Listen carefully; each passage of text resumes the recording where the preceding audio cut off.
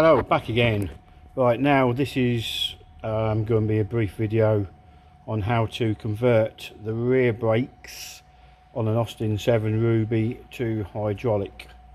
So I shall go through by the stages. Obviously the wheel has been removed. The first job is going to be remove the screw that hold the drums on. So I'll be back in a moment as soon as I've done that. So been first time inside these brakes, there's 3 screws. Lucky enough they came out, yeah, little flatheads. Zoom in, there you go, little flatheads. They come out really easy in this, but I could imagine they would be a pain in the rear. So prepare, maybe you'd have to dot punch them and start them, I don't know, it's up to you, or however it's done on the day I suppose. So right, get the drum off. I'll take this drum off while we're here. Bit of damp over the years, and I say, like I said on the fronts, I don't know if they're asbestos or not. I haven't got a bloody clue, but there's one thing I know is I'm not knocking this about and making it all airborne. So I might even prepare just to squirt them down, wet them all up while I work on here. Right, next bit, I believe there's a split pin in here which I've got to remove and then undo the nut, because I believe this is an outer hub here, and I think that splits in here somewhere by the looks of it. I've not done one, but it looks like there's a gasket in there. So I shall now undo that nut and see what happens from there. Yes, there was a split pin in there, in this hole here. Easy come out, really easy, no hassle there. And the nut came undone really easy. I just used a bar in there just to lock it down, and obviously a nut on the spanner there. And that came undone really easy. So next job is to try and split this and see what happens from there.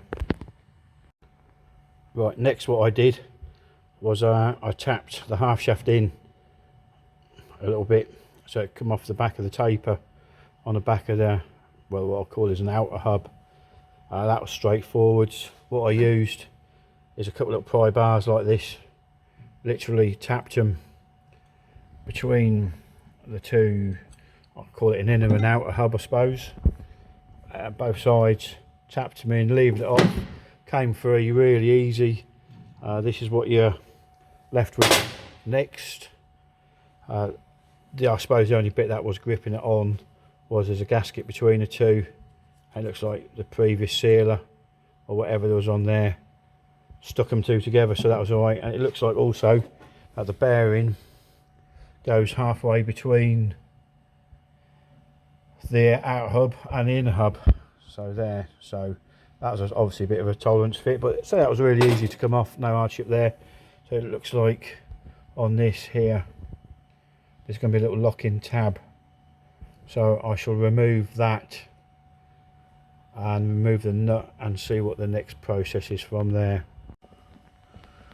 At this present time I suppose it'd be better to start to thinking about unconnecting the brake cable, which is quite simple.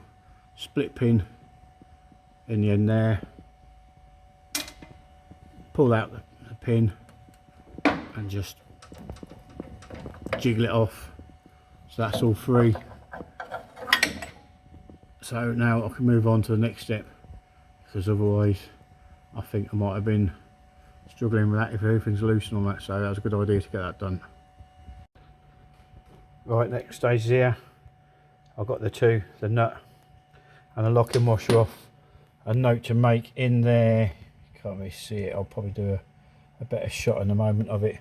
You got this washer that locks in, it actually goes into there, there's a little recess in there, and that drops in, so obviously that stops it from spinning around when you lock it up to the nut. Then this outer hub, this came off really easy. Let's see, I'm just giving a bit of a wiggle, that was no harder than that. There you go, that's what she looked like. I'll put that on there, and there you go, this is what I've ended up with.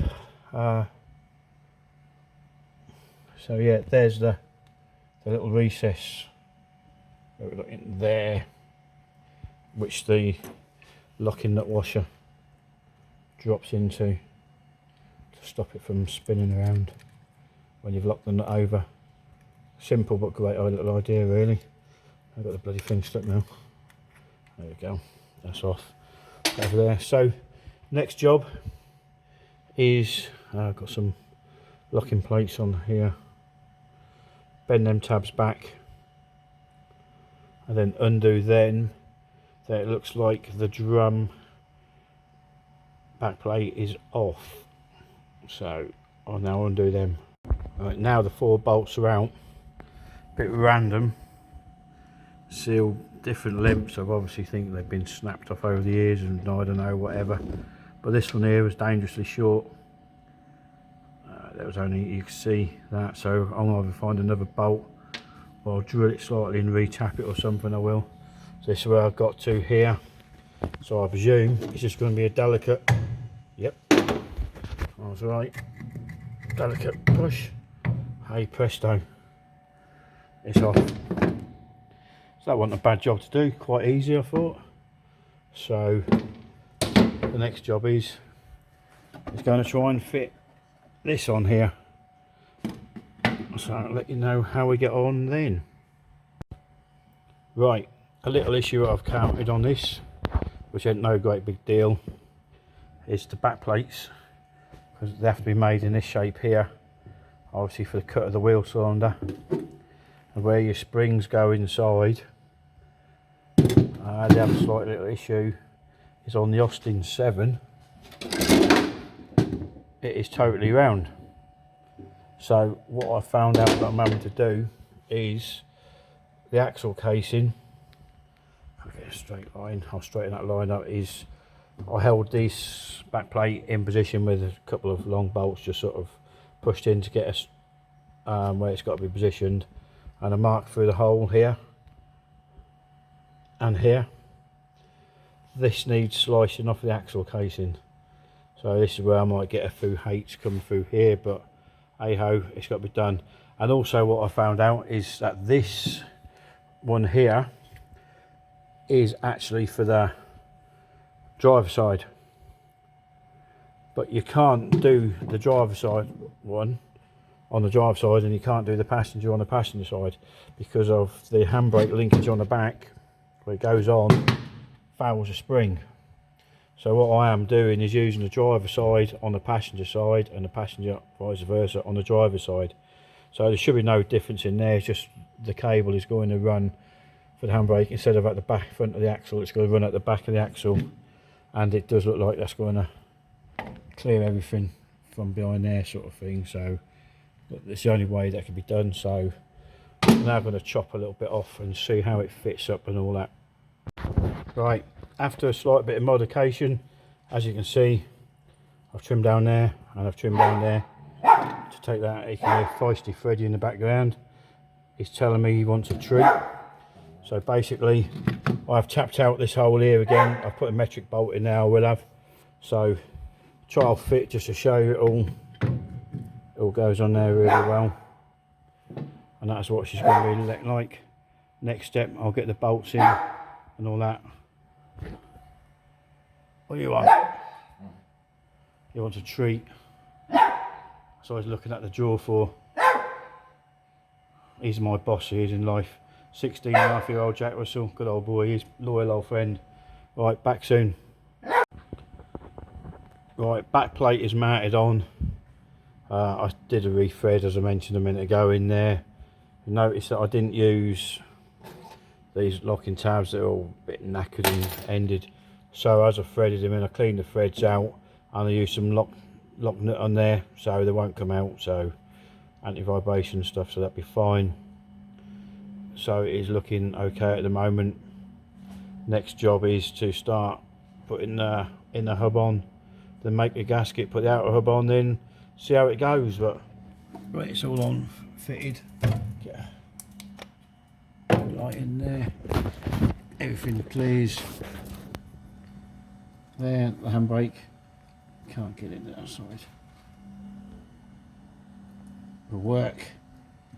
I'll run a cable up to wherever up here, make a bracket.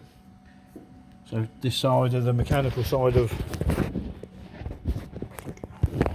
swapping it over is almost done. I'll give you more progress and pictures on video soon.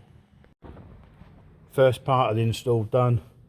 I now put the hub on, put some fresh grease in it and tighten the retaining nut up, and also I have folded the locking tab over so it can't come wind undone. Next I've done, I made a new gasket to go between the inner and outer hub, which seems to fit okay, which is good. And now I'm going to fit the outer hub back to the vehicle and then go from there.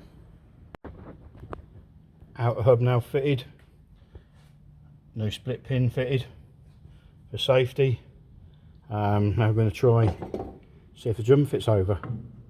So that, ah yes, yep, I'll say that's going to be good. Excellent. Thanks for watching the video. This is the rear Morris minor brake conversion on an Austin 7 Ruby. Thanks for watching. Like and share if you like. Thank you.